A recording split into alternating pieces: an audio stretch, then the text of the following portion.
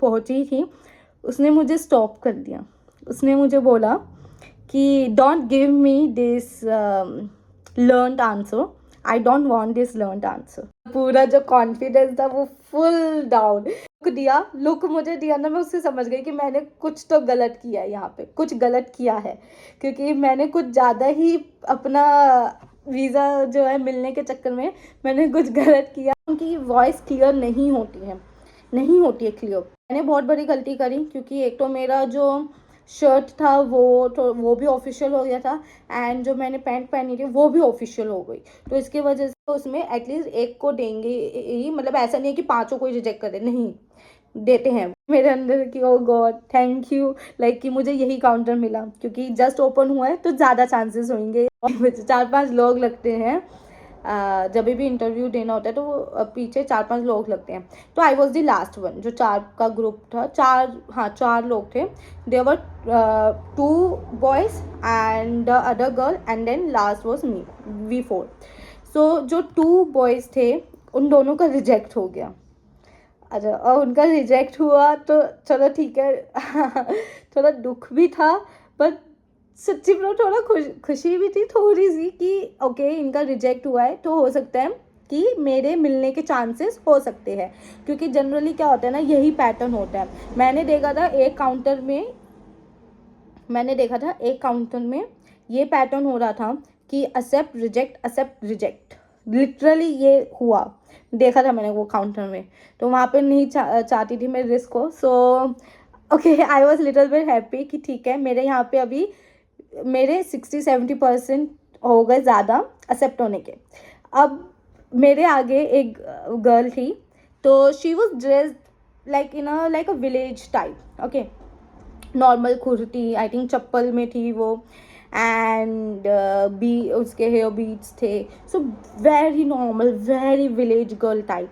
So I was like कि okay, मतलब इसका भी हो सकता है रिजेक्ट होने का चांस होगा। तो I was too confident, too happy कि ओके, जब अपने में से तीनों का ही रिजेक्ट हो जाएगा तो मेरे को करना ही होगा, क्योंकि जनरली ऐसे ही होता है। एटलीस्ट अगर आप 4-5 लोग हो तो उसमें एटलीस्ट एक को देंगे ही, मतलब ऐसा नहीं है कि पांचों को ही रिजेक्ट कर दे, नहीं देते हैं।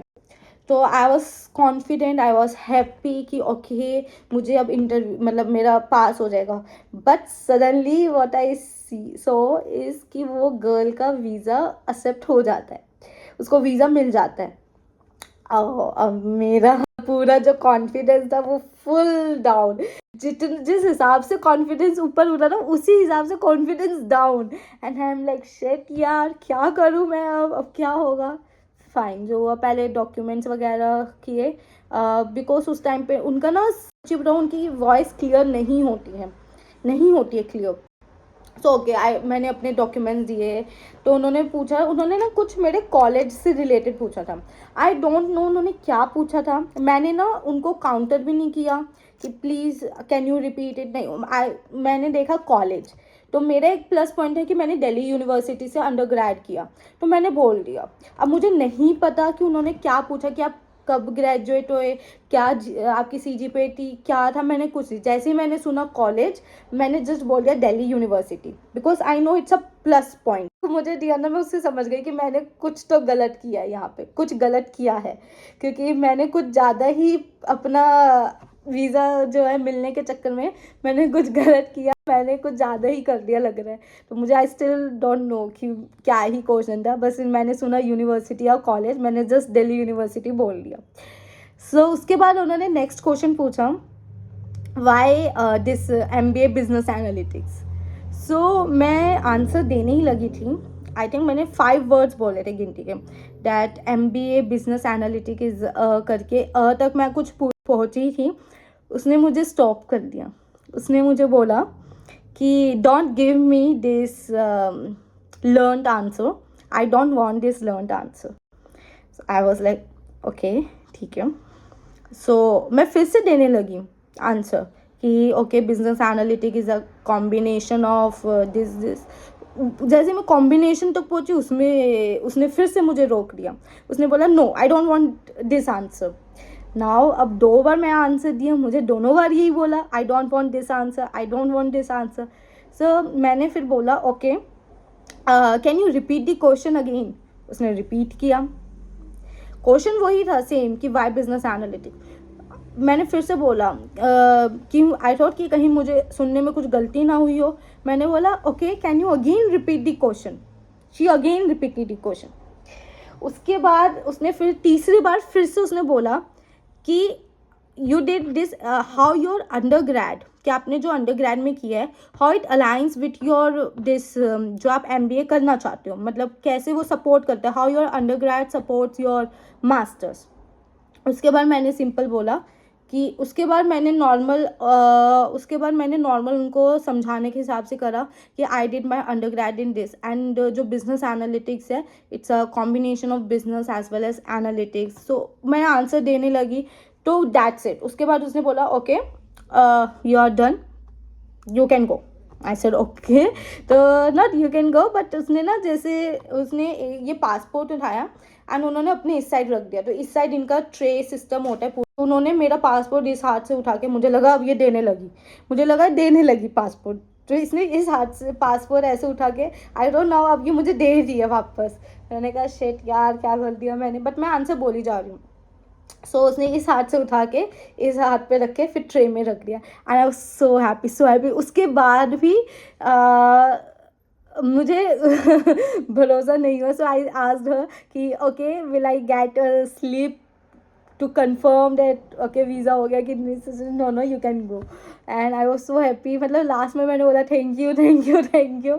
एंड या जब मैंने स्टार्टिंग में आप जाते हो गुड मॉर्निंग वगैरह करते हो तो वो रिप्लाई नहीं किया, इतना गंदी ना, इतने मतलब नो रिप्लाई कुछ नहीं, नथिंग। कुछ कुछ काउंटर्स में थे देवर गाइस तो वो अच्छे से बात कर रहे थे, आप उनको अगर गुड मॉर्निंग करो उसका रिप्लाई कर रहे थे, अच्छे से हंस के बात कर रहे थे जो ऑफिसर्स थे visa officers. But there were some जो कुछ नहीं। हाँ लास्ट में उसने हंस के बात किया ओके, वो उनको रखना होता है, वो मतलब ऐसा चेहरा बना के रखना होता है स्ट्रिक्ट।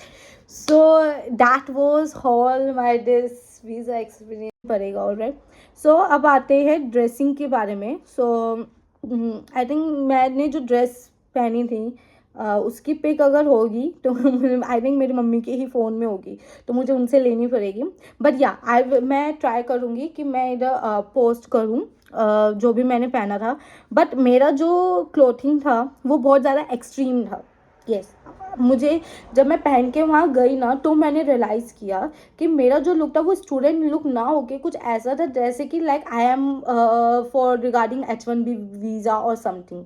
मेरा यही रिकमेंडेशन होगा आपको कि अगर आप कुछ भी क्लोथिंग है प्लीज़ नॉर्मल क्लोथ पहन लो, normal T shirt and jeans पहन लो, दैट्स इट।